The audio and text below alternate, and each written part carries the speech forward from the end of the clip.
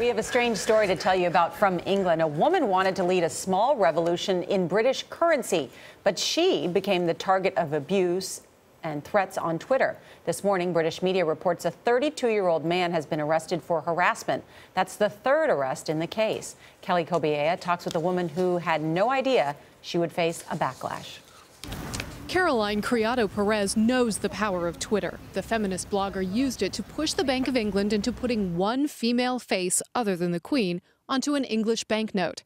When that face was unveiled to be the novelist Jane Austen 2 weeks ago, the tweets turned nasty. In the first sort of 12 hours or so, how many tweets were you getting? How bad was this?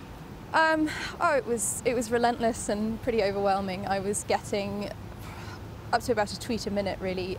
All of them incredibly graphic and violent, most of them containing threats, discussing very specifically what was going to happen to which part of my body.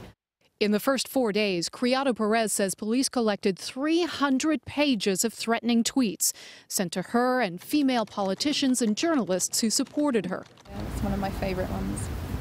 I will find you and you don't want to know what I will do when I do. You're pathetic. Kill yourself before I do. Twitter doesn't flag threats or abuse, instead leaving it up to the user to report each one using an online form.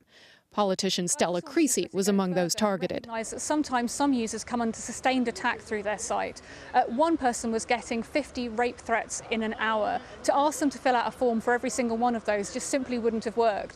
Over the weekend, Twitter UK General Manager Tony Wang apologized to the women, saying the abuse they've received is simply not acceptable. It's not acceptable in the real world, and it's not acceptable on Twitter.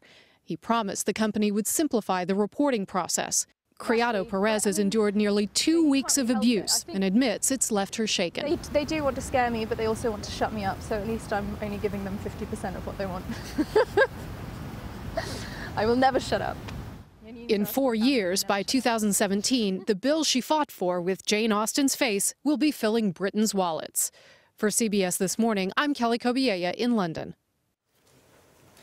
You know, I think the headline is they've arrested one of the guys who was involved in some of this harassment, a 21-year-old guy. But who would object to Jane Austen, of all people, being on? You would think, that would be universally approved over there. Yeah, no doubt.